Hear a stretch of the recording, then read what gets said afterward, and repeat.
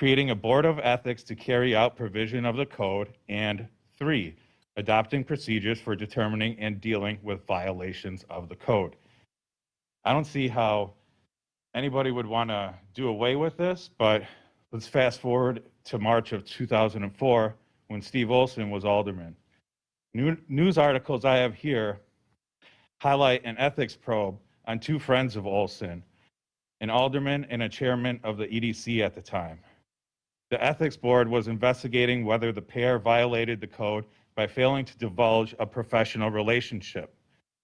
5 months later, per the August 10th, 2004 Common Council minutes, quote, Alderman Olson moved to dismiss any pending complaints without prejudice and schedule a public informational hearing on 9/7/04 for the purpose of dissolving the ethics board and to repeal the ethics code. So then we go to Ordinance Number 2005-1835. So we're in 2005 now. And that's where the ordinance came in to actually repeal it. And now here we are, fast forward 15 years later, at a point where this city desperately needs accountability, transparency, and integrity to be restored. Mr. Olson currently appoints 131 of 150 appointed positions on 21 of the city's 26 governing boards and commissions. In order to avoid future conflicts of interest, the ethics board's members should not be appointed by the mayor, nor should he be involved in determining the membership. Thank you. Mr. Rivera, before you sit down, you've got the minutes from the dissolution of the ethics board. Can you tell me what the vote was? Yeah, it was all in favor. Speak into the microphone, please. All voted A, in favor? So that's Aye. 6 ayes, no noes, no absent, no abstentions. That's correct. Okay. You made the motion to move it. I've made lots of motions in my time, and I'm proud of every one of them. Anyone else wishing to speak? Anyone else? Seeing no one else rise, I'll close the public comment period.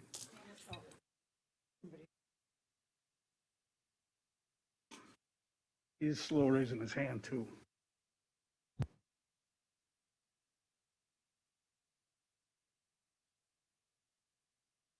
Leroy Lewandowski, 8030 West Winston Way. The reason I'm here tonight is because of the new blend that has opened up, and the sidewalk is 2 feet higher than the roadbed. How do we expect tourism to come to this city when the stupidity of the city putting a walk 2 feet above the road? People can't climb up that thing. Handicapped people, people like me that are a little older, you can't walk up that.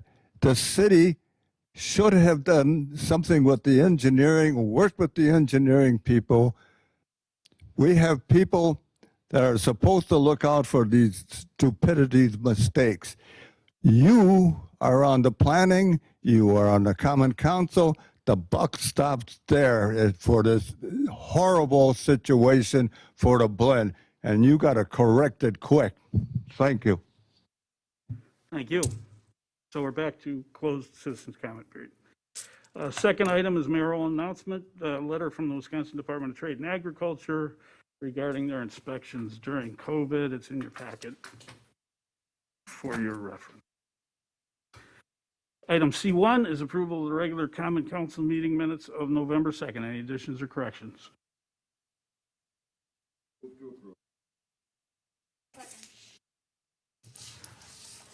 All those in favor signify by saying aye. Aye. Any opposed? Motion carries. At your place is minutes from the December 1st meeting. Any other additions or corrections? Is there a motion to approve? Motion to approve. Is there a second?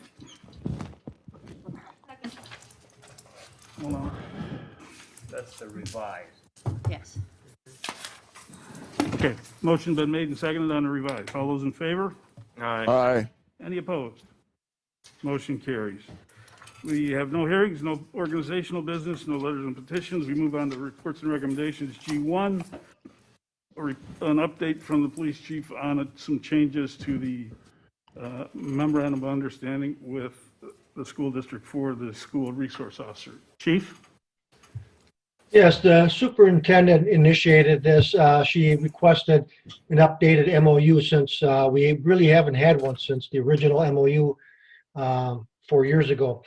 So in looking over the MOU, the city attorney advised to add some language, and the superintendent presented the MOU to the school board. They recommended some language changes, which I think is positive.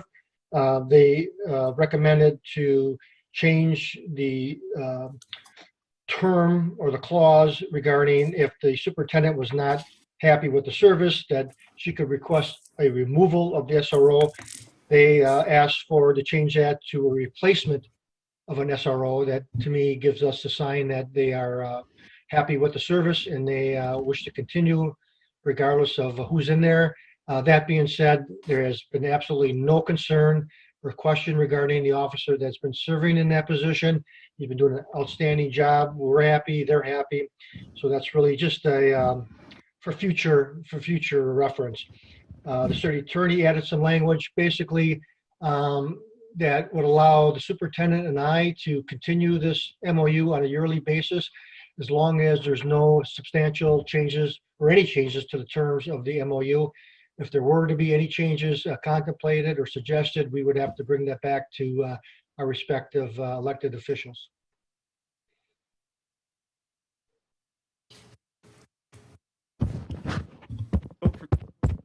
Nobody heard you. Push it again. Second. All those in favor? Aye. Any opposed? Motion carries. Thank you. Thank you. The answer to that is no, not the way the system works. Well, they shut it up, because I know it pointed it up. Shut up. So that's for a different discussion. It really, we need to take that off.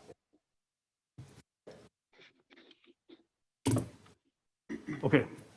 G2 is a report from Mr. Zimmerman on Ballpark Commons. Mr. Zimmerman. Yes, can you guys hear me okay? Yep. Okay, is there a preference to go on video or not? I don't know. I saw Chief didn't do it. Should I go on video? Is that Yeah. helpful? You got it. Why not? Okay, just give me a sec. I'll pull up my notes. Okay, so I've got the Ballpark Commons report out broken into like 5 major sections. We're gonna start with infrastructure. And I'm not reporting out on the stuff that is already completed. Essentially what I'm doing here is reporting out on things in progress or are sort of net new. So infrastructure, as we've sort of defined it in the past, it's sort of the south side of Rawson and then the north side of Rawson. So on the south side, the biopond construction, which is earthwork, seeding, landscaping, that's complete. The biopond engineering survey, the civil and geotech, both complete. South Ballpark Drive, final paving and repairs is scheduled to be done in spring of 2021. Actually, that's when we're going to start it. It should be a quick construction schedule though. On the north side, the Performance Center, the Midwest Orthopedic Performance Center parking lot tie-in, which is the paving, curb and gutter, landscaping, all of that is complete. North Ballpark Drive, final paving and repairs, that is scheduled for spring of 2021 to start. The site methane system on the north side is also complete except for parcel C5 and C6. MMSD system relocation, we just don't need it at this time, so we're going to start that prior to construction on C5. And just as a footnote, C5 is the brew pub.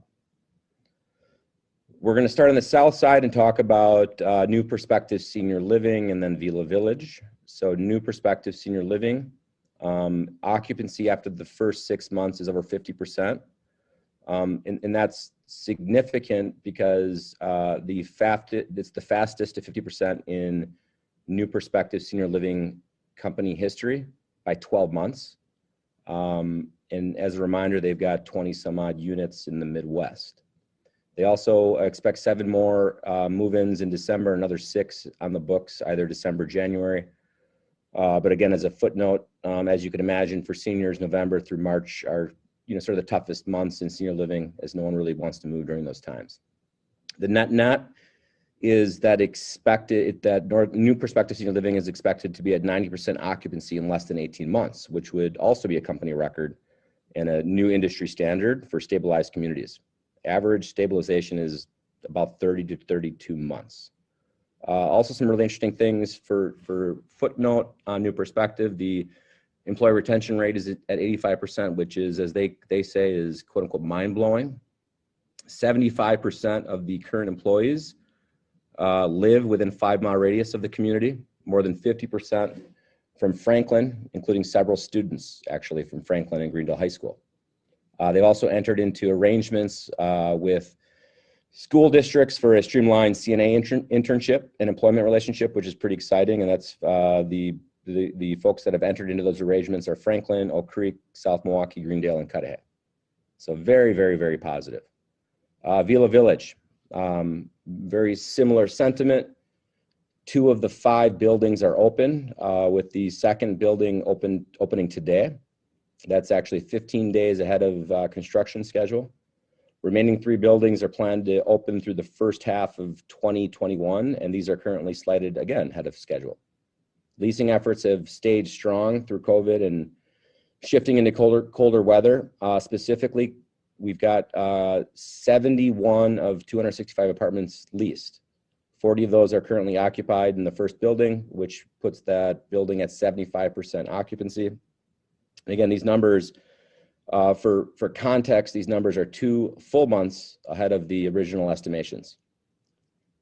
So just more narrative on that I think is helpful for the Common Council. Overall, we're seeing prospects move from older communities into the area. We're also capturing some of the downtown market as prospects look to save money on rent and get more square footage while working from home.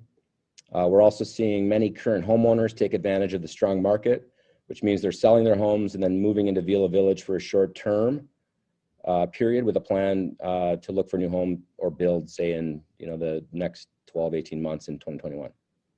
The draw to the Vila community has been a number of sort of themes. First, I would say it's the great location and proximity to the Rock Sports Complex, the Oakleaf Trail and green space, the Franklin School District, and then obviously Mandel's reputation, which we all know. And then if you guys haven't seen these, I know many of you taken the tour, but the interior finishes and amenities are exactly what prospects are looking for, which certainly helps the sales folks seal the deal, as they say. So we're gonna go now across the street and go to the north side. So the office retail building. So if you recall, Foth Engineering, we signed that lease. So the build out for those folks is done and they're now moved in. We've got a new tenant, Ortho Laser, which is really exciting. I don't believe I mentioned that. If I did, I apologize. But the build out also is done and they are moved in and they're starting to see patients as of 2 weeks ago. Leroy, my friend Leroy mentioned Blend. That's a new retail location, coffee cocktail place. That build out is done and we are moved in as well. So we opened it 2 weeks ago. We're seeing great success considering COVID. Also just got tremendous media coverage. So we're really excited about that as kind of the local coffee cocktail house. So the summary on that building is this puts the office retail building at 100% occupancy. Exos will be moving to Midwest Orthopedic Performance Center, and we have a number of really interesting options for replacement that we believe fit the kind of curated vision of Ballpark Commons. Midwest Orthopedic Specialty Hospital Performance Center, so MOSH Performance Center, which is that big building right off of Rawson. So the core and shell and landscape are substantially complete and ahead of schedule. Tenant improvements are underway for the Exos Physical Therapy, the Exos Performance, H2O Health Hydration Oasis, the Radiology and IV Therapy Group, Mosh's space, the cafe, and then the indoor. So the turf, really interesting renderings that'll be coming out on probably on Facebook in the next few days. The turf will be done by Christmas. It's a really exciting set of visuals I think the city will appreciate. So we're very excited about that building. There's very exciting conversations also happening that we're not ready to report on yet, but that would be on some of the unleased spaces in that building. Another footnote on this space is we're tentatively scheduled to open February 6th. We've got an event there. It's a professional baseball showcase whereby they invite only 60 of the best high school baseball players in the Midwest. And they've got 100+ scouts that come out and they use that for the upcoming Major League Baseball draft this summer. So that'll generate really nice hotel stays, and then spend hopefully in some of the the bar and restaurants while they're in town. And if you haven't seen the Milwaukee Business Journal article last week, they featured this development a little bit, and I think they're going to come back out next week. So that essentially, okay, so the stadium. So obviously, we're going into our third year. We have not yet had a full season, so we're certainly looking forward to a full season this year. And we've got a number of graduations and special events planned. One that you may or may not have heard of is we are in the final bid for the Olympic trial, which is the upcoming Olympics. There's one more team that has to get knighted to go to the Olympics. Baseball is going to happen this year in the Olympics. So there's 8 countries, including the United States, and the winner of that goes to the Olympics this summer. So we right now am working with Visit Milwaukee on this initiative, and Chicago. So essentially the plan would be that Milwaukee would host 4 teams and Chicago would host the other 4, but we're also up against Florida and Cuba. So which is really exciting news, I think, just for tourism and what we're doing up here. So if you haven't heard that news, it's all really good. Even if we don't get it, I think it signals some, hopefully some nice things coming.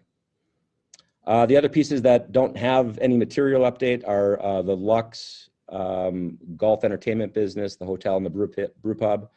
And those are just, they've been hit hard with COVID. So the financing, the debt component of the capital stack is obviously, a concern. And I'm optimistic now that there's a path forward for a vaccine. So, we see that actually, we were hopeful. I got a meeting with the bank on Thursday. We're hopeful that we can, now that there's a line of sight, that we can, put that into motion. I know that there were questions that maybe Kristen had around sound study. I know there's a report out on Hill Has Eyes. I'll let Courtney do that. But at this point, I will stop and throw it over to you folks for any questions you might have. Thanks, Mike. Okay, just for a reminder, council, you want to speak, you push your button, and then we'll do it. So, Alderman Wilhelm. You were, and then you pushed the button again. So I did. All right, now my light is red. Should it be red or green? You're good. Okay, Same as it's always been. same as it's always been. Hey, Mike, thanks for the update. I took a lot of notes. It was great information.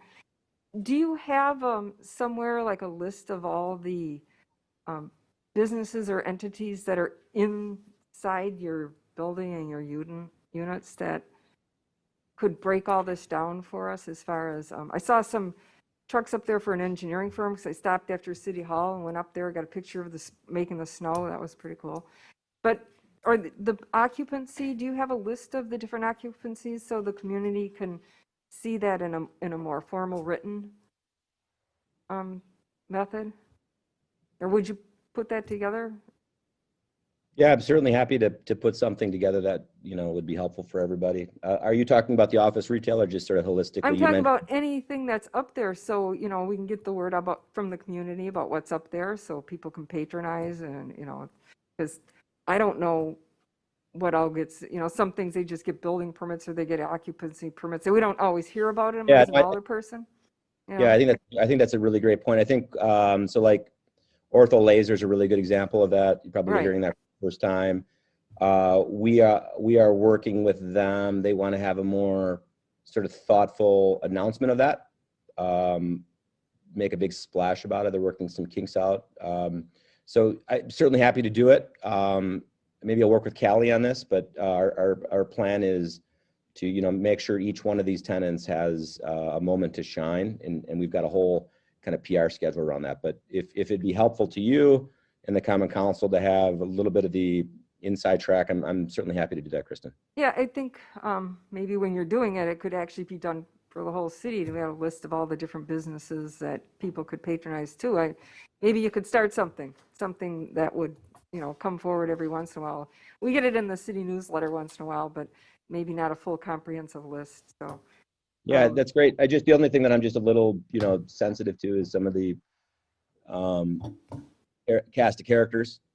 And I'd rather these tenants and businesses are given the right opportunity. So I hold a little bit of my cards to my chest because of some of the negativity in our community. So, but happy to certainly, make sure that the Common Council is aware of what we're doing. no, I think it's more than just the Common Council, the community as a whole. I think that's great because, we don't know to patronize them if we don't know it's there. I have the same thing in my district. Sure. So, let's see, I had, on the comments, I was up when I came up after the council meeting. I went up there and went by the blend. It looks great. I do see what Lori was talking about on the slope. My thought was, could some stairs that are 8 foot wide be inserted into that bank instead of all that, washed out area? Just a thought on that. If you want to access, it's not handicap accessible, but at least a wide stairway going up there. Probably only be like 2 stairs or 3 stairs at the most, and maybe that would solve that erosion and give better access. Just, I don't know, it's something to think about. I agree. I don't agree with everything Leroy says, but I do agree that something needs to be done there. I think maybe Glenn and the staff and I can meet about, potential solutions. I think that's a great point. Yeah, and so the parking spots are right there, and it makes sense to have, open the door and walk right up. And then you mentioned you didn't have much update on the Lux, and someone had asked me, are they still doing the retractable roof? And I didn't have an answer, so I said I would ask that question. Retractable roof was never part of the plan, so I'm not sure what that means. It was the 57 heated open air bays with the 100 or 215 yards of turf with a retractable and removable panels or something that was reported in one of the business journals. Yeah. Okay. So I think so for context, so those are mutually exclusive items. The open air heated bays, those are actually the golf bays that are the sort of the core business model. I believe the panels refer to the beer garden where we were trying to make that 4 Seasons. That's all still, part of the plan to, do that. We've got all the plans ready to go. Again, the debt component of it, we just lost our debt financing, but again, that's a product of COVID. So the plans remain the same. Okay. And then you had specifically mentioned my name as you were closing out about, I believe Kristen has questions about the sound study. Right. I don't have any questions about the sound study, so I just want to clarify. Okay, great. I just was going through, I was just doing my homework in a last meeting that I couldn't attend, and I apologize for that. You said, I wish Mike was here so we could ask him some questions. Oh, okay. Yeah. So. Not necessarily from me, but if you would have Okay. been. I realized you had other issues going on. And so anyway, thanks for the great update. I'm glad you were able to make it this time. Alderman, I'm sorry, John, I did what you did. I pushed it twice. Push it, there we go. We good? We're good.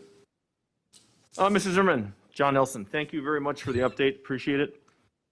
Quick question about, this was brought up, I believe, at our Board of Public Works maybe 6 months ago, about a possible crosswalk that we could, I guess I'm concerned with the, which is a good thing, which is the amount of foot traffic across your parking lot, the blend to everything going on in your office building, that there would be something that the city could do that would be as a safety initiative to put on like a main crosswalk area. Any thoughts on that, or? My thoughts would be whatever the city wants to do. The city owns the street, and I believe the right of ways. And if the city believes that we need to do more relative to, pedestrian safety, walkability, bikeability, I'm 100% in on that. I'm not tied to the current design. So absolutely, if that's something the city wishes to pursue. Okay, I guess my point was, do you see a need right now? Are you seeing, I understand it's off-season, but, going now, there's more amenities that are going in there, and there's going to be much more foot traffic. I'm just trying to think down the road before it does get, Yeah, when that's a spring good hits question. and you've got everything going at once. Yeah, good question, John. I would say we should start to look at it now. I don't think we have a need today. The one issue that is pretty obvious is the one that both Leroy and Kristen called out. And I think it's been there with Wheel and Sprocket. I just think people now, they're coming to blend, and I think it's pretty obvious that becomes, a hazard, especially in winter, as people try to shortcut. I mean, the ideal mechanism is they walk to the sidewalks. That's just not what's happening. So I do have concerns that we're going to run into an issue as people sort of cheat the original design and maybe potentially get injured. So I think it's something that we should meet with the city engineers on. Okay, I'll speak with the city engineer. Thank you very much. Anyone else? Alderman Barber. Just to piggyback on the same thing, Mike, that Kristen said, an ongoing directory of the site with the buildings and the occupants that are known with like a contact, something on the webpage maybe would help if it could be possibly picked up for our site too as well. But that, like a site directory, I don't want to go into where lingerie is or house goods and stuff, but something on that order that would name floors or buildings and what's located in that building. Yeah, no, I think that's good. But Alderman, for the record, I don't think anybody wants you going into lingerie stores anyway. But yeah, no, I think that's a good The point. idea is departmentalizing it. No, I'm with you. So what I think we'll do is we'll meet with, there's a lot of exciting work being done by the Tourism Commission, and I'll meet with Callie and we'll come up with some, a game plan on that. I think that's a good point. Thanks. Anyone else? Okay, thanks, Mr. Zimmerman. Yep, thank you. For the next one. Next item is a report from the health officer on the Hills' Eyes. Director Day. All right. Since everyone turned their cameras on, I guess I can turn mine on as well. I sent forward a brief summary of the inspections that the health department did at the Hills Have Eyes event back in October. If you recall, back on October 6th, part of the condition of the approval of the license for the event was to have the health department on site each evening that it was in operation to make sure that the COVID safety plan was adhered to. So the document you have does have a synopsis of our observations for each weekend, as well as if there were any recommendations that were made to the Rock Ventures staff for possible improvements moving forward. I broke the report up into kind of the four major categories for COVID that we were concerned about, namely safety messaging, face covering, physical distancing, and cleaning and disinfecting. So I'll just briefly touch on all four of those topics for overall for the duration of the event, and then take any questions that you have. As far as safety messaging goes, anybody that was at the event, there was a repeated cycled PSA that was playing, reminding everybody to wear a mask, stay physically distanced, wash their hands, also reminding people that if they weren't wearing a mask, they would be asked to leave. Rock Ventures staff also designated one staff member to be the COVID safety officer for the event. That individual was on hand each night for the duration of the event, and their sole purpose was to make sure that all of the pieces of the COVID safety plan were being adhered to by both patrons and staff. They also started a pool with the staff to gain buy-in for mask use and physical distancing and some of the changes that had to go into place this year for COVID by having a pool of money, and that each time an infraction was found on a staff member, some money would come out of that pool. And then at the end of the event, they would raffle off that money to staff. So there was some buy-in for those particular staff members to adhere to the plan, even if it was a little bit out of their normal mode of operations for the previous years.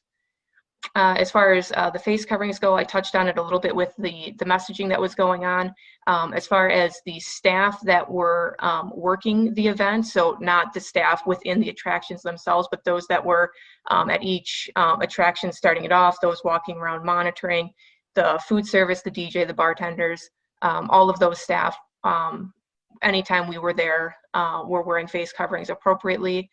They had security staff that were helping with crowd control, but also those security staff were reminding people if they saw them not wearing masks in the appropriate setting to make sure they were masking up.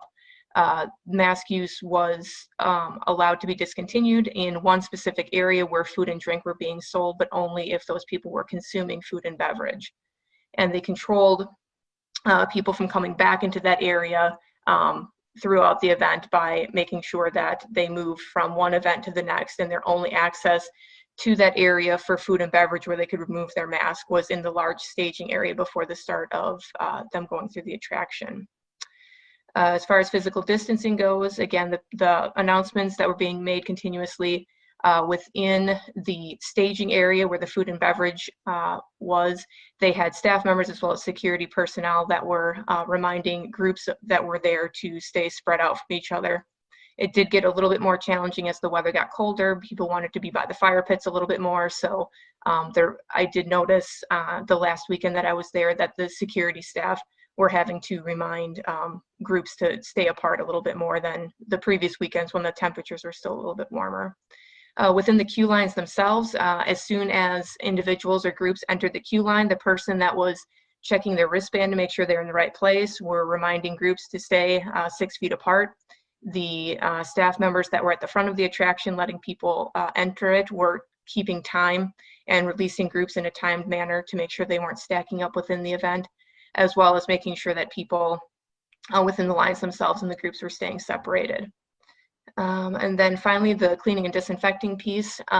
There was hand sanitizer throughout the attraction, either before you entered a haunt, after you left a haunt, by the food service area, when you entered, going down. If you're familiar with the area, there's a staircase to get you down kind of into the pit area where the attraction is. So before you entered that staircase, there was hand sanitizer. When you left the staircase, there was hand sanitizer.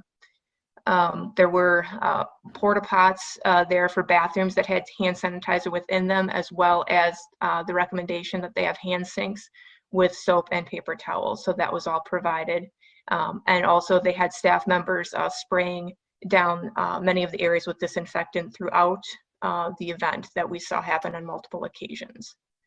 So overall, anytime we came up with a recommendation, for example, after the first weekend, at the end of Haunt 1 and at the end of Haunt 3, I believe, there was an individual staff member that had a chainsaw that would chase people out of the attraction.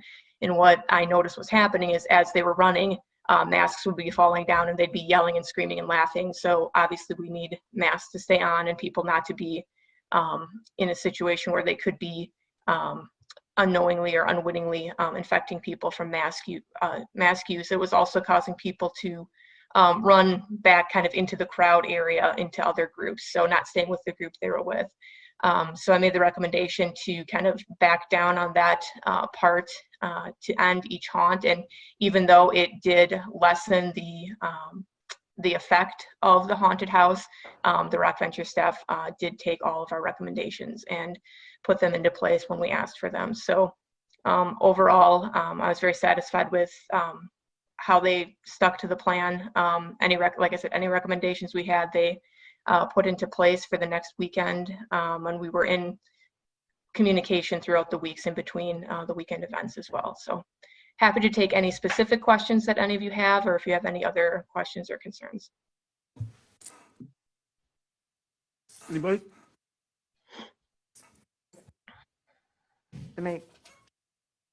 Alderman Wilhelm. Thank you, Courtney, for that comprehensive update. I know that our community is often split on the whole COVID issue and the safety and what requirements should be. So it's a tough job walking that line. As alderpersons, we need to respond to both particular viewpoints that we're hearing. And even those with varied opinions. And I think that, you know, the community with the question of 1,500 people a day, I think this probably could put some people's minds at ease about the safety and, you know, having you up there. I would like to make the comment, especially to all of those out there, that this was a unanimous vote and not one that I had even thought of or recommended by the council to make sure that Courtney Day was out there for that reason. So this wasn't, you know, picking on any particular thing, but when you're trying to address concerns of the community, I think that was probably the right thing to do, and it sounds like some good changes and safety measures came out of it. This is the district alderperson. He's the one who actually made the request for Courtney to have the update on here. So I hope that, you know, you and him can touch base if since he couldn't be here for whatever reason, and he can get any additional questions that he couldn't ask tonight through there. But it sounds good, and I feel more confident that the community should feel more confident about large events when we do this type of activity. So thanks for your work. Anyone Yeah, else? there's definitely a way to, you know, do things in a safe manner. And I think, you know, cautiously optimistic that we can, you know, do things like this in the future if we put the right steps in place. Anyone else? Thank you, Director Day. Thank you. Okay, move on to item G4, which is resolution conditionally reapproving condominium plat in the Deerwoods condominium complex, Franklin Estates. Anybody? Yeah, motion to approve. Thank you. Is there a second? Second. All those in favor signify by saying aye. Aye. Any opposed? Motion carries. G5 is an additional modification for the Ryan Creek Interceptor Odor Reduction Project. Mr. City Engineer. Here, you will recall that we had set our new project into motion. Our opinion was it had a vast improvement, but was not a 100%. So over time, smell did migrate back into the homes. So we had some ideas, and we asked our contractor to make some modifications based on our consultant.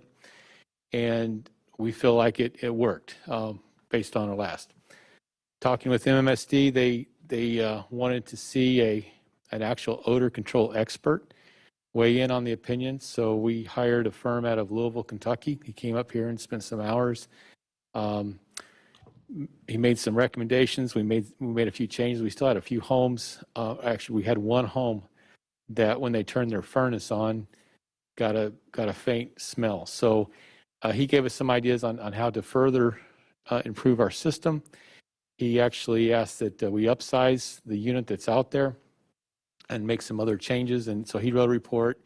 MMSD reviewed the report and agreed with it.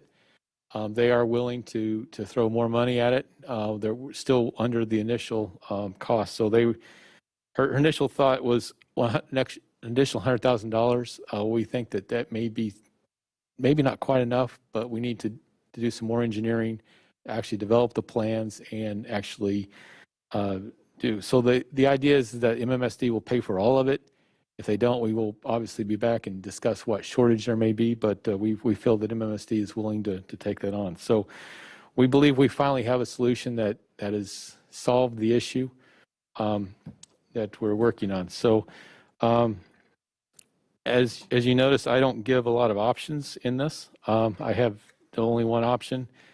And the reason why is if we don't solve this issue and we have to turn off the Muskego flows, it could potentially mean paying back and not receiving funds that are in excess of $30 million. So that's why it's important to make this work, and we think that we've solved the issue. So what we're doing is we're asking for more money tonight to do the engineering, that we can come up with the estimate. We can get a firm commitment from MMSD that we can keep proceeding.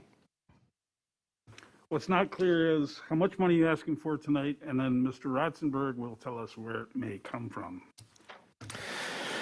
So we anticipate that, where is it?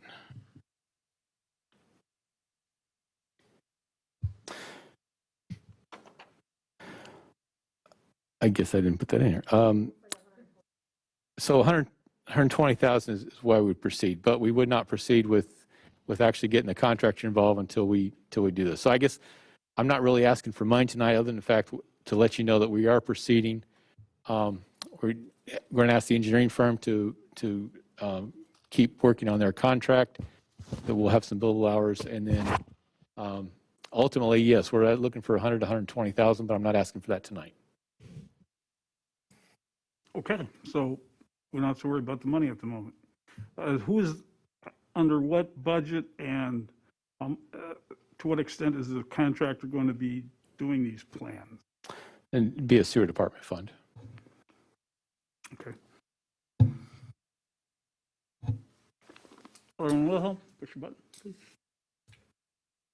So we've worked on this a couple times to fix it. Is this the second or the third go around for trying to fixing this issue? So This would be the third one, right?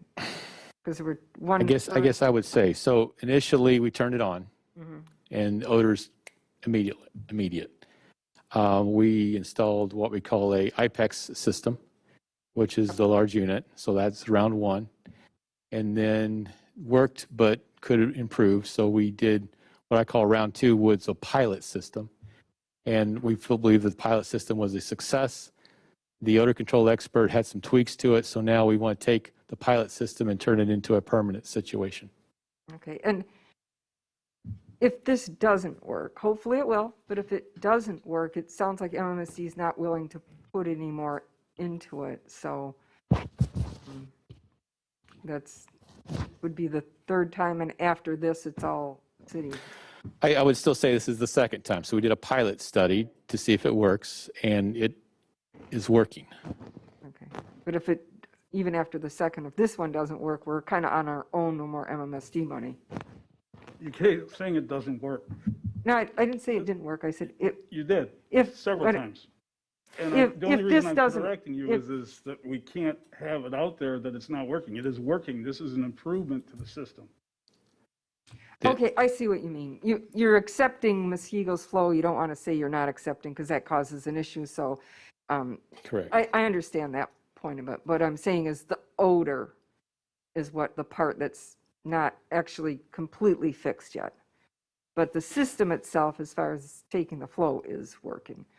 Well, What I'm saying is if so we've had everything turned on, which includes waste flow from waste management system. We've included the Muskego flows since I believe it was the first week of September, if my memory serves correctly. So it's been operating September, October, November, now we're in December. And we my did, fix is not related to that, it's related to the odor, fixing the odor. Madam, And so I was that is saying was- this is the issue. We're trying to address the odors that result from, and I could go into more detail if you'd like, but the hydrogen sulfide issue is what we're trying to address. And so my point was not on the flow, it was if the odor isn't resolved, MMSD isn't, according to this, says the next cost would be on us. And that's what I was just clarifying, if that, you have that clarified by MMSD. That's what I read. So I quoted her email. She approves moving forward with the installation of a permanent solution. She just asked that we confirm the estimate for the price. She thinks it would be less than 100,000. And you notice that initially I have in there that $450,000 was the initial agreement, and our actual contract was $199. So we do have some other consulting fees and other things involved in that. So we're well below the number. Yeah, I was just referring to the exact sentence. This will be the last project that we will cover under the ICA, and I'm guessing ICA is the Intergovernmental Cooperation Agreement. As shown in the first line of the document, yes. Okay, thank you. let me, a couple of questions. Sure. First question. Does the odor control system work satisfactorily today? My belief it is, yes. We had one issue that we know about that would be fixed by, We believe that the one issue that we had was taken away. We still have some complaints, and we're not sure where those are coming from down on the actually Muskego border, and we think it could be from the Muskego system itself.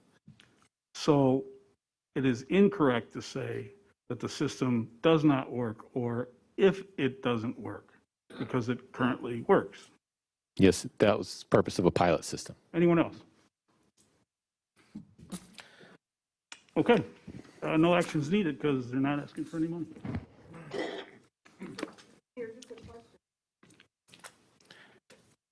Yes, the direction was to direct staff to proceed with design and efforts to continue.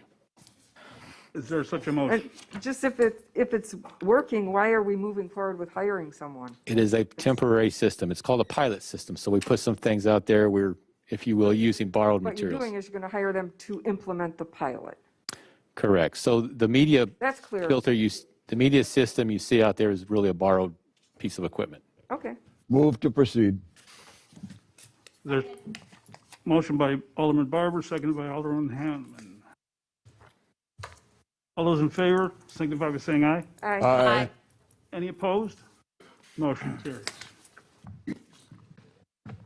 Next item is a review and consideration of Wisconsin statutes, Chapter 19, Subchapter 3, Code of Ethics for Public Officials and Employees. This is Alderman Nelson. Push your button. Thank you, Mr. Mayor. Hold on. There you go. Thank you, Mr. Mayor. This item is for discussion only tonight, not looking for any action to move forward, but to have a discussion and to get the input and feedback and viewpoints of the other elected officials on this panel. My personal opinion, I guess, and I would like to go first with this, where we're going, and perhaps maybe that'll cover some of the other questions or concerns that the other electeds may have. This resurrection or possibility of bringing back this board is to help ensure that there is an ethical leadership and transparency, as well as the checks and balances from not only the elected officials, but all the employees of the city of Franklin, is what it would cover. Very important. Two is to ensure that the decisions we make, the jobs we do, and the basic daily work we do is above reproach, and that there's never a question about the motives, the guidelines, or the goals that we have as a city, our job, daily duties, and responsibilities as the employees are, and that makes sure the citizens can rest assured that they have a very high ethical standard in their electeds and their employees. One of the things I would like to just start with is I've gotten a number of questions, which I anticipated, which is, you know, this went on for 17 years. They had 3 members, so on and so forth, and it's, you know, how would this go? I guess my goal, number one, is to whoever, if this does move forward, and there's a lot of moving parts to this. This is definitely not simple. There's a lot of heavy lifting that's going to have to be done. But to have an individual from each district, you know, that was brought up earlier, but it makes sense. So if you were to bring up a member, but I don't want, again, my opinion, we've got opinions up here, I don't want the mayor or any mayor moving forward to have any influence or power or authority over who goes on this board. So what I'm looking at, again, not our mayor, but any mayor moving forward would have that. And that if we have 6 representatives, 6 people on this board, each district would bring forth a person for recommendation. It would be voted on by these 6 aldermanic representatives. It would have to pass with a majority of 4, not a supermajority, but a majority. And then there would have to be a chair, which would be the 7th person, which there's Other areas in which I'll cover later and how I would suggest to pick a chair, but it could be, I've heard a number of things that make sense. So with that, what constitutes an ethics violation? How would it move forward? So for example, again, I've read the packet. I've done some research. I thank Madam Clerk for putting together this pretty extensive packet with a lot of great history, looking at a few other communities and how they do things, how they do business. Some I agree with, some I don't, but that's why we have 6 opinions. And, when a complaint would come in, just as we deal with complaints now with somebody's not cutting their lawn, somebody has too many junk cars, somebody's property is dilapidated, oftentimes people are very reluctant to put in a complaint because they're concerned about some sort of retaliation. They're concerned that if their name is on that complaint, they're real apprehensive. On the other hand, if you're the person that's the subject of, you do deserve and you do need to know who your accuser is. So there's a balance there. And I think, to not wait until the very end to find out, there's a checks and balances up front, where if this ethics board can take a look at things and they can quell them, they can clear them, that goes a long way with citizen trust, community trust, businesses looking to come to our community, people looking to move into our community, knowing that we're above board. And you hear a lot of speculation about, well, with this project, with this elected official, with this person that works in this area for the city, once you have an investigation like that and that person's cleared, it's done. It silences it. What I don't want to have happen, and what I don't want to see, is some sort of retaliatory person or vindictive person that's on this board that would make it their personal goal, their personal agenda to go after somebody. I want to somehow, and this is not an easy, hey, let's just go do this, because you want to have that person, you want to have the people that we're going to be having on this board if it moves forward to be of that high moral, ethical standard and a reasonableness. As I heard nightmares about what happened 15 years ago, and certain people were on this and certain people took it upon themselves to make it their personal goal to either slander, defame, whomever it could be. That is absolutely not what I want. And I definitely want to not have that happen, but I want to be able to get that out early. And I thought about that. And I think one of the ways to do that is to have one person from each aldermanic district and then the chair. And the chair could be someone, and I'm looking at, what type of person would I like to see as a chair?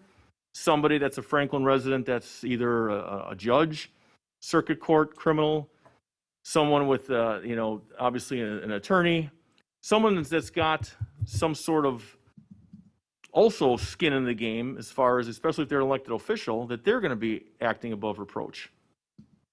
So is this an easy thing to get done? No. Do I believe we need it? Yes. I wouldn't have asked and requested this to come forward to the point that it's at. I think there's some pitfalls as to why this was removed 15 years ago. I think the control of it, the placement of people on this commission, the governing of its own commission, how do they get removed? How long is the term? What cause can you get removed? How many? Would it be a supermajority? There's a lot of things, especially let's say we come to an agreement.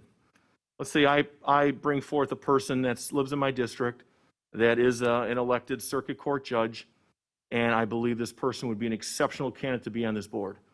I would then have that person, it would be an agenda item to be heard. That person would come here, state why they would want to be on. Everybody would have a chance to do a Q&A, and they'd be put on. And now let's say something happens and we want that person removed. Well, it takes a majority to get it on, takes some supermajority to get it off, and the mayor, again, whomever the mayor is, would have no say in this. It all rests on the 6 council electeds up here, period. And I think that's one of the ways to ensure transparency, one of the ways to quell rumors, all sorts of sidebar action, Facebook, keyboard nuts, all that kind of stuff, where you can actually bring it here and see and act as far as, here it is, this is why it's happening, this is how it's going down, period. Would an ethics complaint, once a complaint is sustained, what happens? Okay, depending on what it is. So let's say it's something is initially complained about, and it's determined that this could be rise to the level of something criminal. Well, that's when this commission stops, district attorney's office starts. And then whether they pick up the case and it's going to be a thing of malfeasance, misconduct in public office, whatever that crime could be, that's on them to figure out or investigate. And then it can come back to the ethics board. So that's kind of how that works right now in the law enforcement world. If something is complaining upon a staff member, it goes initially to the criminal, then it comes back down to the independent. In our case, would be the civil. So, you know, again, this is just me glossing over the top of it because I would like to see and hear what my colleagues have to say. And this, again, is nothing looked to act on tonight. I was looking for discussion only. And at this point, I'll yield. Mayor? Before you do that, the one thing I'll take exception to is it seems like Alderman, and this is my impression, whether, I don't know that you intended this, but some aspersions as to the character and the activities of the former Ethics Commission. There was no issue with them as individuals or as a group. As a matter of fact, the issue came down to the behavior of the people filing complaints. And that caused those members, at least 2 of the 3, to quit. So any aspersions on the activities of the former ethics board are false. Okay. Alderman Nelson's proposal cuts out the mayor on its face. That's ridiculous, because the mayor is elected to represent the entire city. I will just leave it at that. Alderman Barber. John, I'm having an understanding issue. What exactly is ethics? Most of the materials in the packet had to do with disclosure, declaration, things like that. Is that what you're talking about here in terms of building confidence? That, because many times it's come up that from the audience itself, I've heard innuendo that because we vote a certain way, that means we must be in the pocket of. Is that what you're referring to here as having an independent body that would look into that? And can anybody bring that claim forward, as groundless as it might be? How do we get a handle on what is the word ethics? And then what do you mean by transparency? Alderman Nelson. So with that question, I guess I would look to page 83 under 19.41, Declaration of Policy. There's a lot of different guidelines, but it's declared that high moral and ethical standards among state public officials and state employees are essential to the conduct of free government. That the legislature believes that the code of ethics for the guidance of state public officials and state employees will help them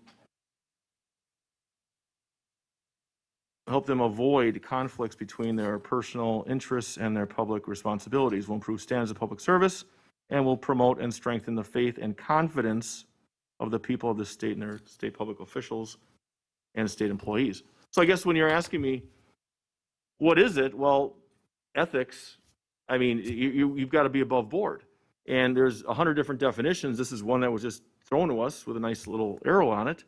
And is there any sort of insinuation at this point? No. Okay. But I'm putting this forward because, number one, you want to have above board and transparent decision making, and we're all culpable to a point, and we're all accountable to the voters. If they don't like what we do, they change us. So I guess when you're asking, can anybody can make a complaint now about any of us, and where that goes, and I've encouraged people when they've come to me and made throwing out things regarding other electeds, and I'm like, well, if you want to do something, here's where you go. Right now, you go down to the Corp Council. If you think it's criminal, call the DA's office. And I put that on them and said, if you want that, that's your job to do if you wish to do that. This is a step that can also quell those things, hopefully act in a more expedient and more efficient way.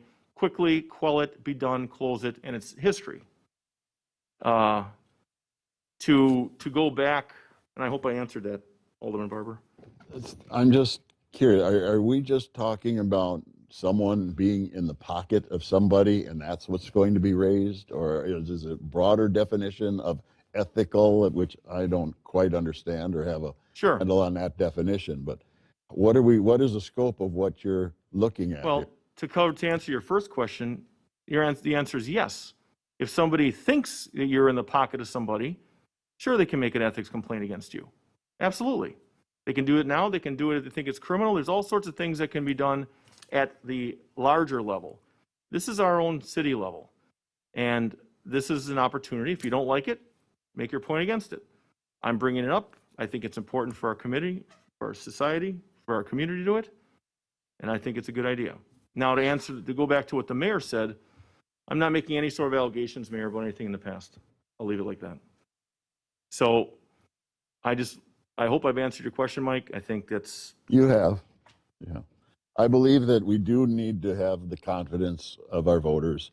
And from that perspective, I'm totally supportive of looking at this, but like I said, I have a lot of questions about how it would come to play and how it would be instituted. But basically, if your premise is to get the confidence of the voters back into government, then I'm for that.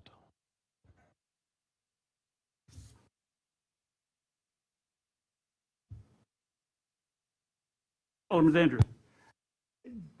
John, I am always in favor of ethical decision-making, and I think for the most part, people do things with their moral compass. Their moral compass is based on their beliefs. And one's belief out in the audience against mine, and then wants to throw me into an ethics conversation these are tough, difficult decisions. And we're talking about appointing people from our districts who are going to be appointees. They may not be legal people. To find an attorney from District 1, 2 through 6, then that want to serve on this, because then they are going to act like a jury, who are not elected by the people. I'm willing to listen to see if this can be put together, but I think we've got an ethic issue and we've got an HR issue. Where does this fall? Okay. That's what we have to decide as council. Is this ethics or is this HR? We have HR rules, and then there's ethical practices. So we can continue on with this conversation. I'm not against it, but in my day-to-day practice, I do things ethically and morally. So I think we've got to really sit down with the city attorney and figure out how this can be put into practice. What were some of the problems why was this dissolved historically? And find out how it's working in other communities. Hey, it's slippery, I can see it. And it's going to be opinionated. So that's my comments. I'm willing to move forward with it, but it's going to be a tough one to move forward.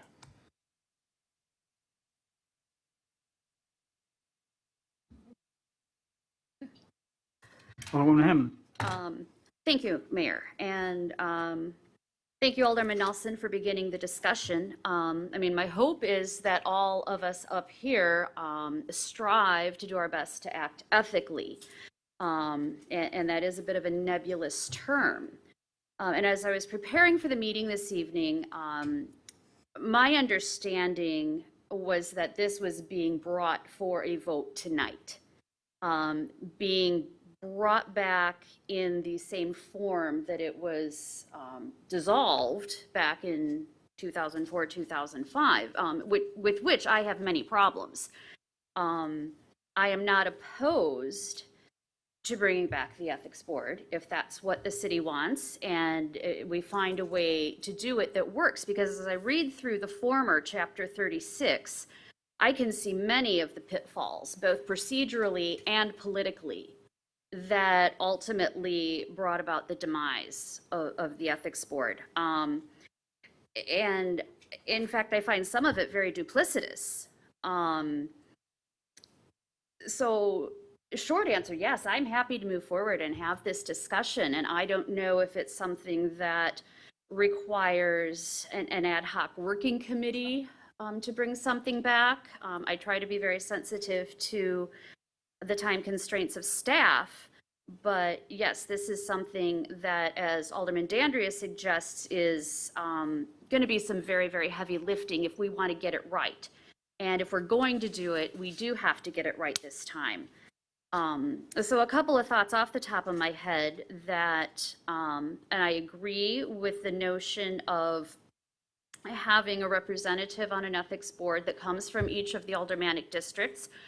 I struggle with how we're going to find the right people who, as you suggest, are willing to serve. We're having a hard time getting volunteers to fill all of our commissions at the moment.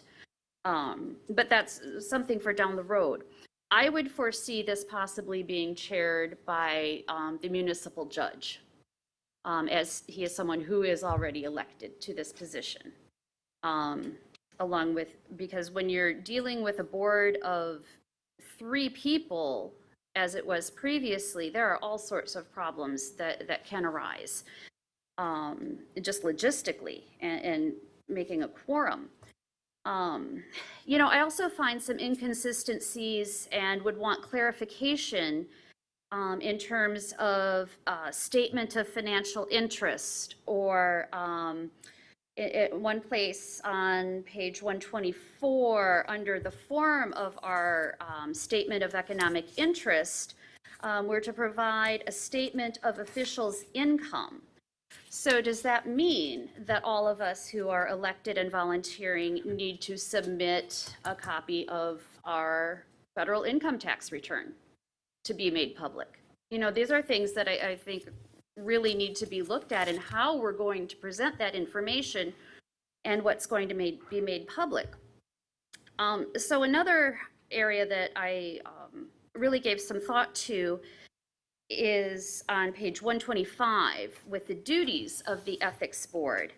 And what really I struggle with, item B, is that it appears item B under 36-6 on page 125, requests for confidential advisory opinions obtained or filed in connection with requests for confidential advisory opinions. This reads to me that the ethics board was operating confidentially. So we want transparency, but then we have unelected people making decisions in a non-transparent manner. And that's something that I'm really struggling with, because my understanding is the goal of bringing this back is to increase and improve our transparency, which on the surface is great, yes. But that segment, as I say, seems a little bit duplicitous. And so I'm not quite sure how that would work. Again, there's other places here when it says that they can subpoena, examine our personal income tax returns. So again, does that mean that we should be supplying our federal tax returns as our income statement? And what happens then when we want people to volunteer? You know, that may preclude people from wanting to get involved with the city. I don't know the answer to that, but these are questions that are raised in my head right now. So I'll leave it at that. Thanks. And this was my goal tonight, was to have these conversations. Okay, I wanted to get the input. I mean, this is excellent. This is exactly what we're looking for. And to go back for that first one with the, looking at financial records, it's basically kind of almost in tune. Well, it's not to the magnitude, but it's in tune of, your financial disclosures as far as your campaign finance reports, things like that, if you have them. What are they open to? From what I understood and from what I understand with some other communities, when it comes down to the power and authority of this board and an ability actually to subpoena bank records as well, that's why I'm not taking lightly, anybody that's on here. I mean, this is a big, big decision. I understand it. I know moving forward, this is a monster. It's not something I take lightly. I didn't just, leave Michelangelo's Pizza one night and said, hey, you know what I'm gonna do? We're gonna get this going. It's a plug out to them. 40 years next year. Anyway, so what I would like to see is us have this conversation, and I really do like it. This is my goal tonight, is that we discuss a few points or many points. We get them, we gather them, and we do some homework, and we come back in a few months with something tangible to move forward with. And that was my goal. I yield.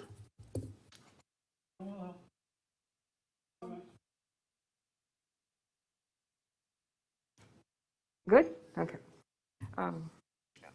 Obviously, I'm going to want to hear the city attorney's opinion on this, but before that happens, I have a few things I'd like to make. Obviously, anybody would be against an ethics committee would be frowned upon. We all know where we're going with that, so we're all going to say we're for that. In order to make life beautiful in the city of Franklin, there are many things beyond an ethics committee that I think we could make changes to before we even put together a board. Structural changes, for one, they give the power back to the people and the residents. And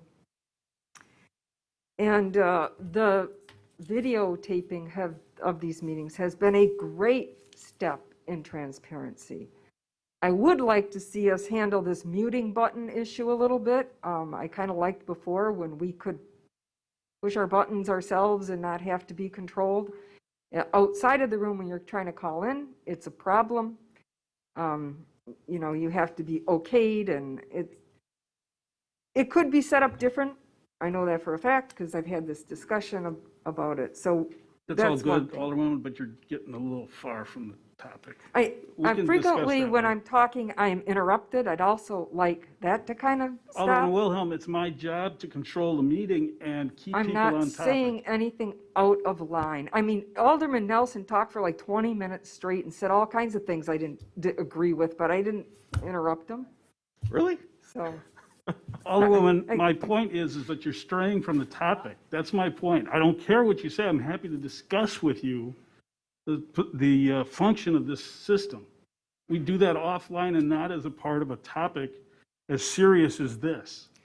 the ethics issues that I have are related to many points.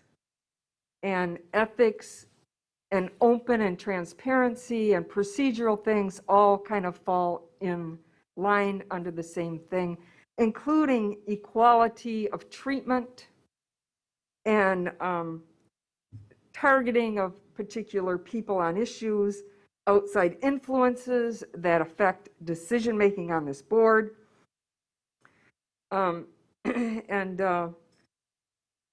motions that are made by the council that are unanimous that need to be carried out and not laying dormant.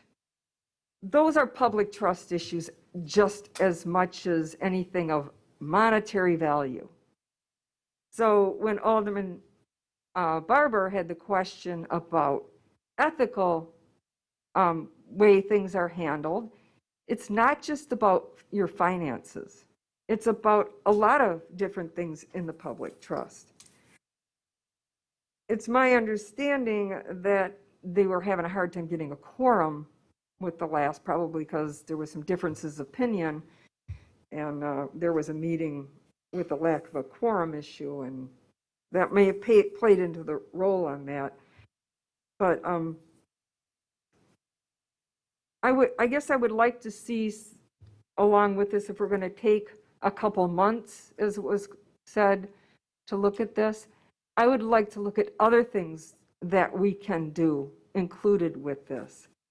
And that would include some of the things that I mentioned. It's really difficult. You want to do the right thing for your residents, but your residents are split on your opinion. So how we put this ethics commission together is also going to be split by the residents. How do you make an ethical ethics commission is going to be a challenge for us, and the way it's structured.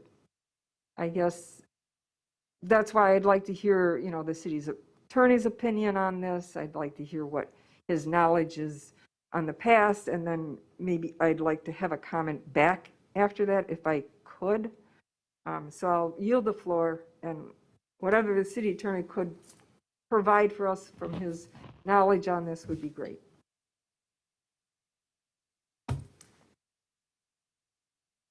Mr. City Attorney. Just a few basic points. Basic ethics violations. Section 1959 of the Wisconsin statutes. Subsection 1. No local public official may use his or her public position or office to obtain financial gain or anything of substantial value for the private benefit of himself or herself or his or her immediate family or for an organization with which he or she is associated. Next, that's subsection 8. Subsection B under subsection 1. No person may offer or give to a local public official directly or indirectly, and no local public official may solicit or accept from any person directly or indirectly anything of value if it could reasonably be expected to influence the local public official's vote, official actions, or judgment, or could reasonably be considered as a reward for any official action or inaction on the part of the local public official. And the third one, under the next subsection, no local public official or candidate for local public office may, directly or by means of an agent, give or offer or promise to give or withhold or offer or promise to withhold his or her vote or influence, or promise to take or refrain from taking official action with respect to any proposed or pending matter in consideration of or upon condition that any other person make or refrain from making a political contribution or provide or refrain from providing any service or other thing of value to or for the benefit of a candidate, a political party, any committee registered, etc. No public official may take any official action substantially affecting a matter in which the official, a member of his or her immediate family, or an organization with which the official is associated has a substantial financial interest. No public official may use his or her position in a way that produces or assists in the production of a substantial benefit, direct or indirect, from the official, one or more members of the official's immediate family, either separately or together, or an organization with which the official is associated. The local code was essentially based on those basic statutory ethical provisions. And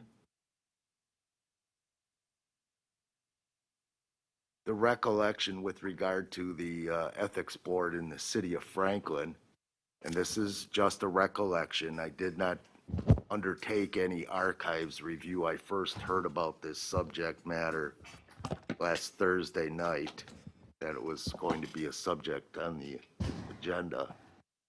But the recollection was, or is, that the reason that I heard at council meetings for a solution of the board was because of a factual setting where there here and there had tended to be multiplications of complaints being filed, akin to what occurred with what also started in the late 1980s in the city with the code enforcement program and a code enforcement officer.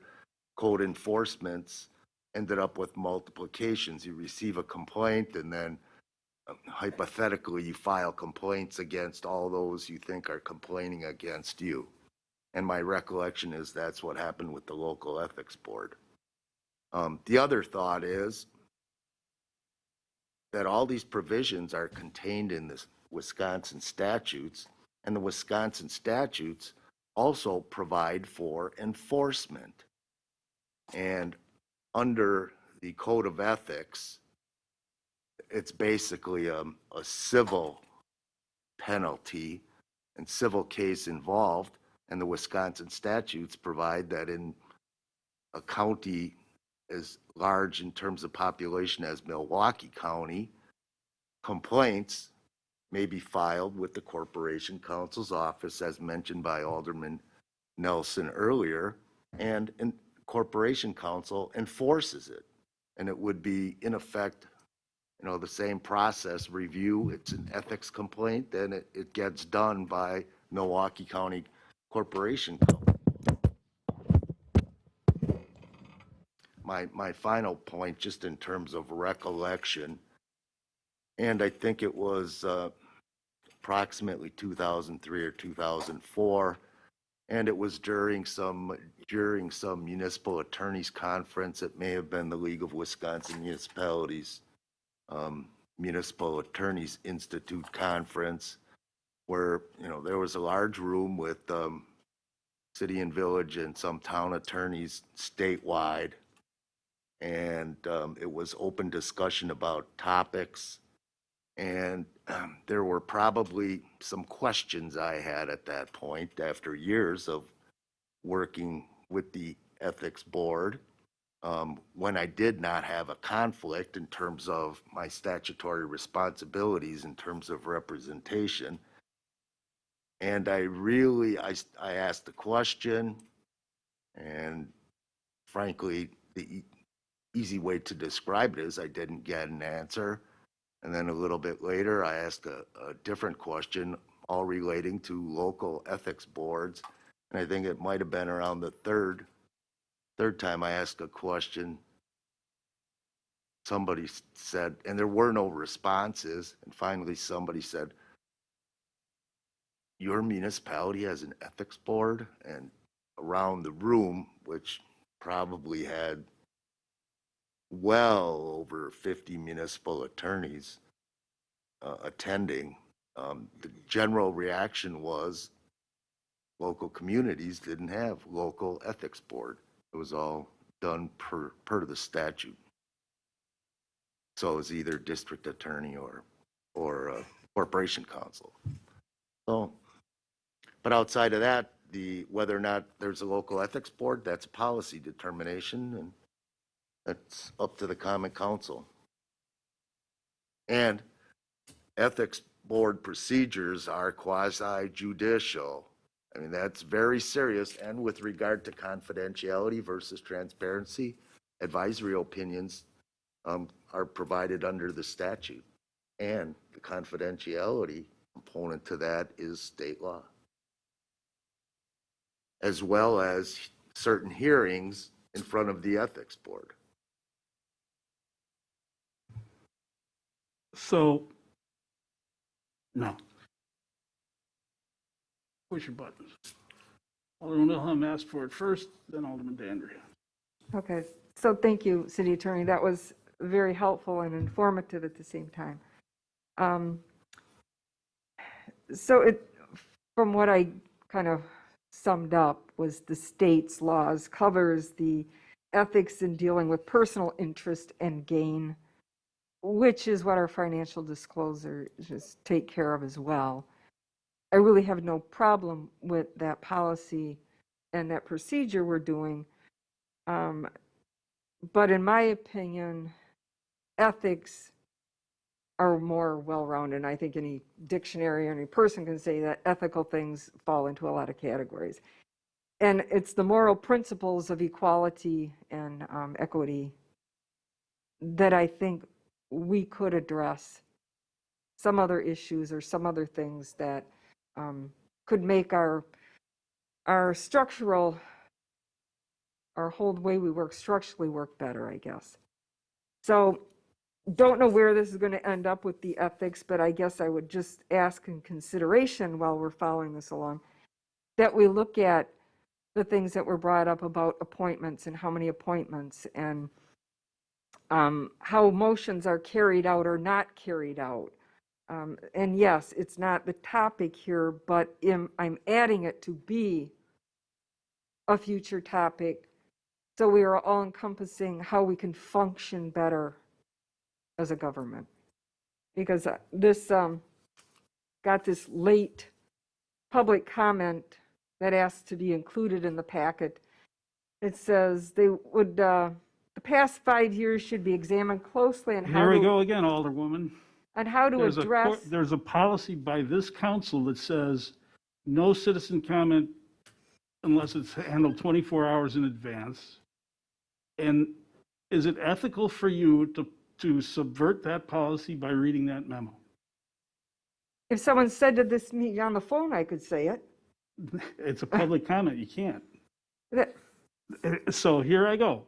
I'm going to file a complaint against Alderwoman Wilhelm for reading a citizen comment within 24 hours. Well, of then submission. somebody shouldn't give it to me and put it in front of me. No, because our commitment is that it gets distributed to the alderman, but it's not read into the record.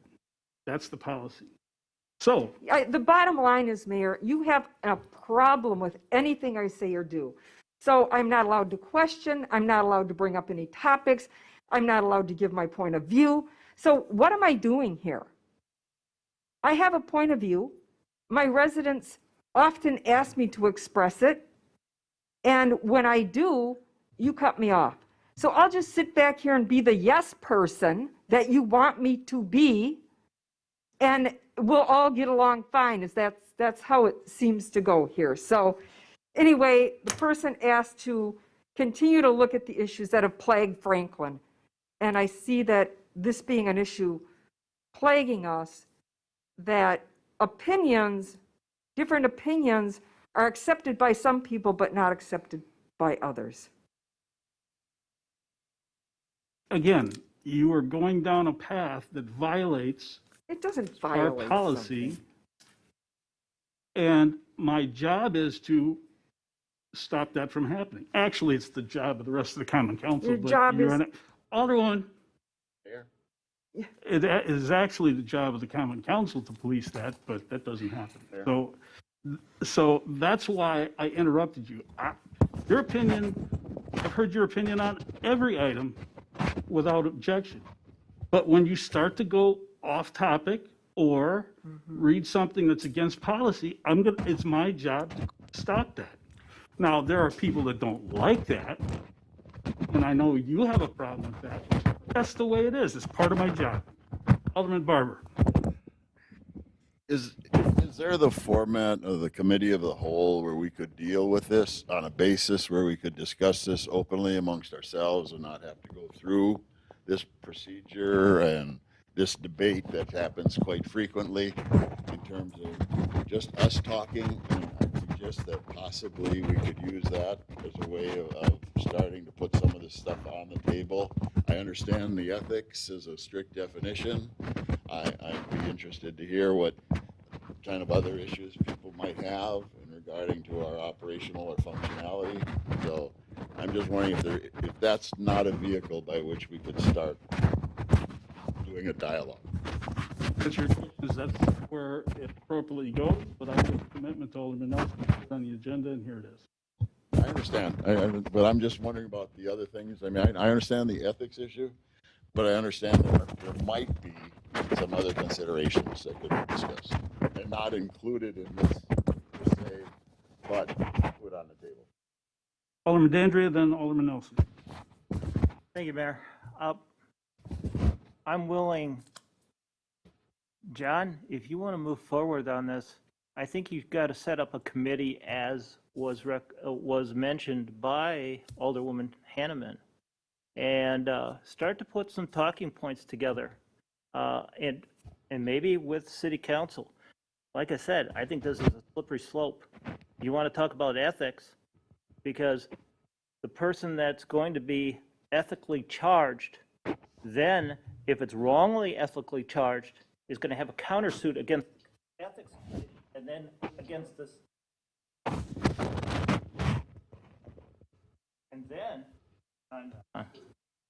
And then what's going to happen is you're going to have a whole class action suit in the again on Wisconsin statutes. So, like I said, this is a tough case, and it's got to be set up properly, and then to be able to get the right appointees. You're talking about structure. Structure could be similar to the board of review, where you have the 6 appointees, and then they select, because they're going to be professional appointees, they select the chair from the 6, and then you have one city attorney of some kind that also sits on the board as kind of the moderator type concept. So that you might want to look for a structure as that, but I think you've got a lot more detail. You got a lot more questions to ask to make sure that, hey, what are you trying to accomplish with this? We've got the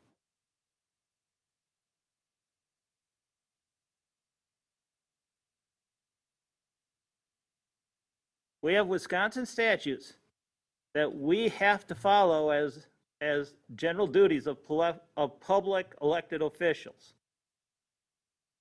Now like I said, you've got some HR issues that I see falls under this umbrella. And these are the touchy-feely things that this is what everybody's complaining about. So hey, I'm willing to have deeper discussions, but I think also we have to move on this meeting, because we're not going to come up with a solution. You brought it for discussion, but I think we need more time for discussion. And if you want to move forward with some kind of a subcommittee, hey, I'm fine, go for it. I'm done, Mayor. Okay, Alderman Dandridge, yes, thank you, and I did cover some of those earlier points. I understand it's going to be a long haul with getting this thing done and done right. I believe it does need to get done, and that's why I was looking to have some time where I could actually get to meet with some of these other communities and find out what their chairs is, their structures, some of the slippery slopes that you mentioned that may or may not have happened. I don't want to discount this because of the many what-ifs. We could what-if ourselves until forever. But you bring up good points. You bring up some excellent points with the HR component. A number of these things for the employees, absolutely. And they should fall right under that employee handbook. You know, this whole ethics thing should be in it. I don't know, I haven't seen it, but that's got to be in there for the employees part, not the electeds. But I just want it all out there. And I understand it. And tonight, I think we spent a lot of time on it. I appreciate everyone's time and input. I took notes. I know what's going on. And I just want some time to report back. Let me help you out, Alderman. West Allis has an ethics board and a code that is separate from Chapter 19. Fox Point has a code and a board. Milwaukee obviously has a code and a separate board. Hales Corners has a code and a board. And that's the ones in Milwaukee County that Thank you. Yep, I got most of them. I think I discounted one. What else? Never mind. Alderman Owl.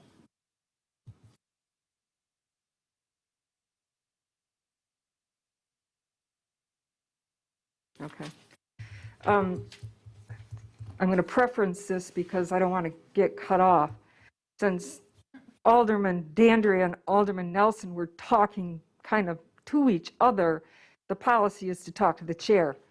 So I want to ask a question of Alderman Nelson, but I don't want to be told, hey, talk to the chair when some other alderman just did that. So I'm going to start off with saying I'm going to ask this for Alderman Nelson. So I know that there's also quick to point out policies on not engaging or, different things that I'm called out on that this actually did not get called out on. Another example is when we're not supposed to engage with citizen comment, but we actually saw that happen tonight. Another example is when motions are made by the council unanimously and are not carried out, someone has a responsibility to that. So my question for Alderman Nelson is, in addition to an ethics committee, are you open to looking at some of the things of inequity that happen, and so we can all be on the same page and follow the same rules? And just those examples of, like I said, and some of the other things, because I think it goes beyond just having a financial equity issue.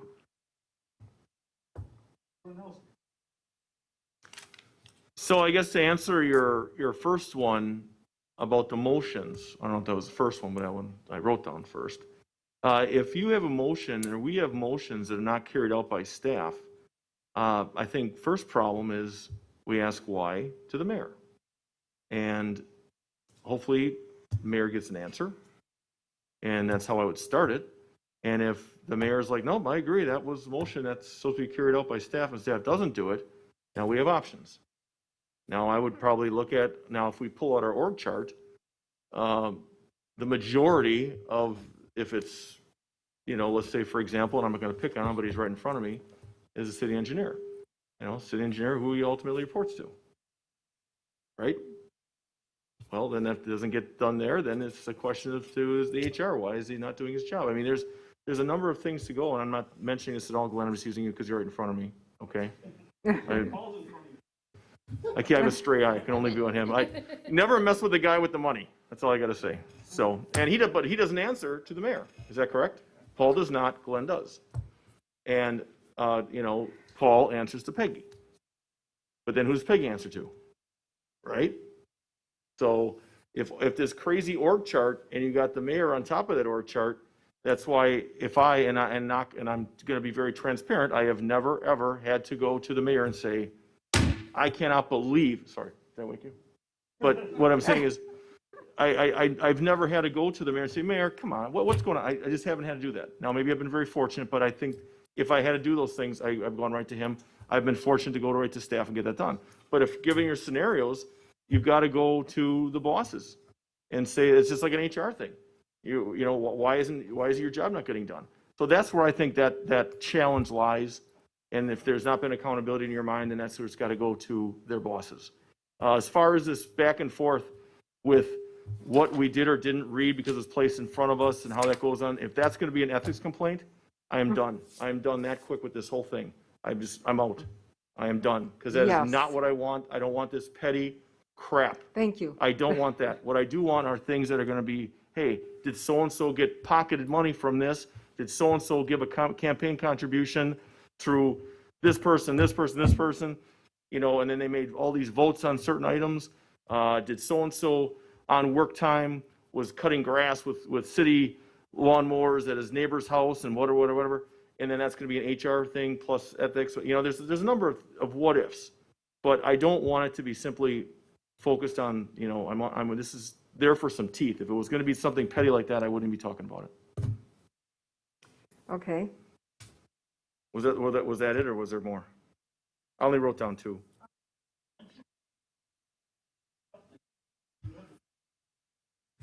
Don't touch your button. I didn't touch it.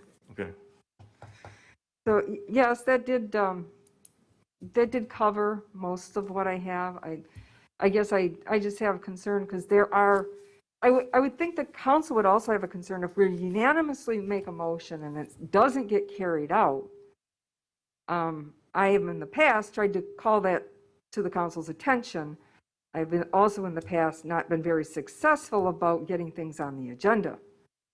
And I know there's a policy, people think that if we put it, 2 people can force it on the agenda. It actually says that 2 people can call a special meeting, is what it says. So it's not a forcing thing. And we shouldn't have to do that. Government is not set up to have one person have more power than anybody else up here. And we're supposed to be equal in that issue. So that's why I wanted to have this be maybe in our further discussion expanded a little, since this actually is more of a committee of the whole type discussion, because we are openly discussing a topic, which isn't typically how we do a topic. But thank you for hearing me out and taking my points and considerations. Like to make a.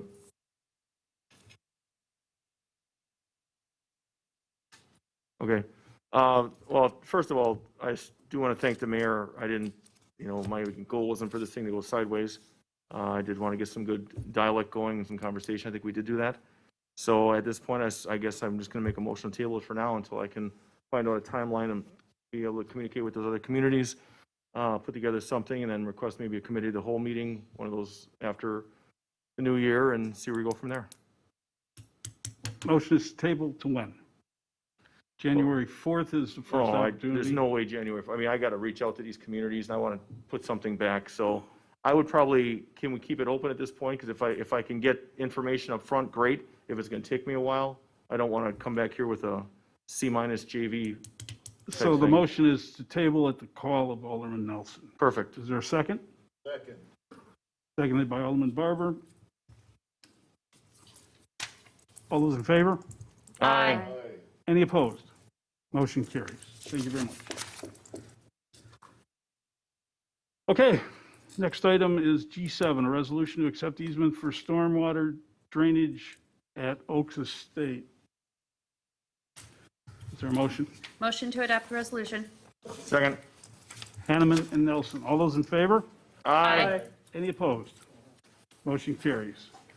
G8 is a resolution to amend a contract with Grafe to prepare a certified, we got to do these headings better, certified survey map for the industrial park lift station. Alderman Nelson's district. No, Alderman Wilhelm. So move. Alderman Hanneman's district. Okay. Nelson moved. Who's, any second? I don't want to jump her motion, but you called on me. You like it or no? I'm sorry, I was just distracted there. I was. Is there a second? I will second. Nelson and Hanneman. All those in favor? Aye. Aye. Any opposed?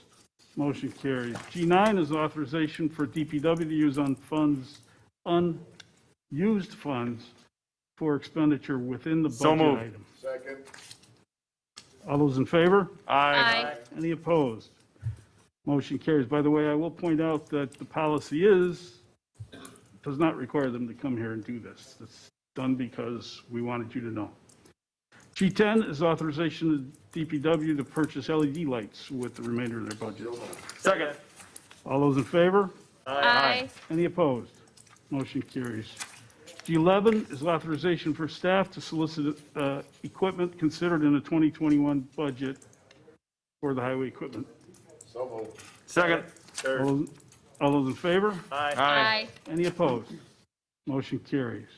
G12 is a motion to reimburse Wisconsin Energies, that's not correct, We Energies, that's my error, to relocate equipment on Elm Road, Alderman Hanneman. I make the motion. Second. All those in favor? Aye. Any opposed? Motion carries. G13 is a resolution to execute Harwood Engineering Consultants as an additional consultant paid on call. Paid by the call. So moved. Second. All those in favor? Aye. Any opposed? Motion carries. G14 is a request to carry forward certain appropriations to the 2021 budget. Second. Roll call, please, Madam Clerk. Alderman DeAndrea. Aye. Alderwoman Wilhelm. Aye. Alderwoman Hanneman. Aye. Alderman Barber. Aye. Alderman Nelson. Aye. Motion carries, 6 ayes, no noes, no absence, no abstentions. G15 is a tough one. Oh, I'm sorry, 1 absent. Motion carries by 5-0. This one's a tough one. 2021 Professional Services Agreement with the City of Racine for soil testing. Second. Come on, folks, I was kidding. All those in favor, I signify by thought I missed saying something here. aye. Aye. Any opposed? What did I miss? Motion Reading carries. it all. I was being sarcastic. You guys know me better than that by now. G16 is the 2021 Property and Casualty Insurance Coverage. Mayor, Alderman Hanneman, Wilhelm. is that available for view so we know what's covered? Can we get a copy of that? There is hundreds and hundreds of Okay, pages so we could long, come in and but look you're at happy, yeah, thank absolutely. You you. can come and see it at any time. Just want to make sure, we're voting on something and someone says, oh, you didn't read that, and now you didn't know. Absolutely. The coverages are here, but then we bind, and you're more than welcome to come and look at the 20 or 21 version. Thank you. Anyone else? Is there a motion in regard? Move to authorize. I'll second. All those in favor? Aye. Any opposed? Motion carries. G17 is an amendment to the tax, that's closed session, we'll come back to that. Village of Franklin, G18 is closed session, we'll come back to that. H1 licenses, Alderman Nelson.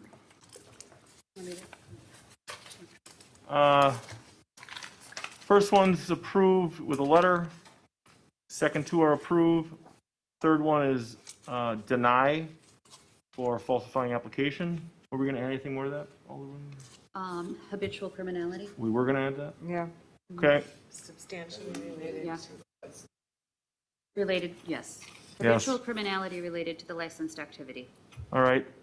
Krasinski approved, Liggins approved, Martian approved, Martinez approved. Thaler is Hold for appearance. hold for appearance. I scribbled this quick. Fleet Reserve. Now, was that the one with the insurance or not? Yeah. No, Zavarian is with insurance. Tavern Missionaries. Okay, so next one's approved. Page 2. The first 3 are approved. Last one is approved with proof of insurance. Is that correct? Yes, that's the one. Insurance update. For Tavern Missionaries. That's it. Second. All those in favor? Aye. Aye. Any opposed? Motion carries. I1 vouchers, is there a motion approving the following city vouchers and ending date of December 11, 2020 in the amount of $1,414,360.72 and payroll dated December 4th, 2020 in the amount of $413,823.53 and payment of the various payroll deductions in the amount of $235,915.92 plus city matching payments. An estimated payroll for December 18th, about $430,000. An estimated payroll deductions estimated at $239,000 plus city matching payments. An estimated payroll for December 31st estimated at $424,000. I better say that right. $424,000 and payments of the various payroll deductions estimated at $445,000 plus city matching payments and property tax disbursements with an ending date of December 7th in the amount of $3,846.09 and approval to release payment to Wanasek Construction in the amount of $29,367.27. Second. Madam Clerk. Alderman Nelson. Aye. Alderman Barber. Aye. Alderwoman Hanneman. Aye. Alderwoman Wilhelm. Aye. Alderman DeAndrea. Aye. Motion carries, 5 ayes, no noes, 1 absent, no abstentions. For those of you in the audience, Mr. Babowski. Is there a motion to enter close, we're back to G17. Is there a motion to enter closed session pursuant to 19.857(e) for the market, competition, and bargaining reasons to deliberate and consider terms relating to an amendment to the Tax Incremental District Number 5 Ballpark Commons Development Project Agreement regarding impact fees and irrevocable payment bond by BPC Golf Entertainment LLC and BPC County Land LLC and the investing of public funds and governmental actions in relation thereto, and to re-enter open session at the same place thereafter to act on such matters as deemed significant. Second. Madam Clerk. Alderman Dandria. Aye. Alderwoman Wilhelm. Aye. Alderwoman Hanneman. Aye. Alderman Barber. Aye. Alderman Nelson. Aye. Motion carries.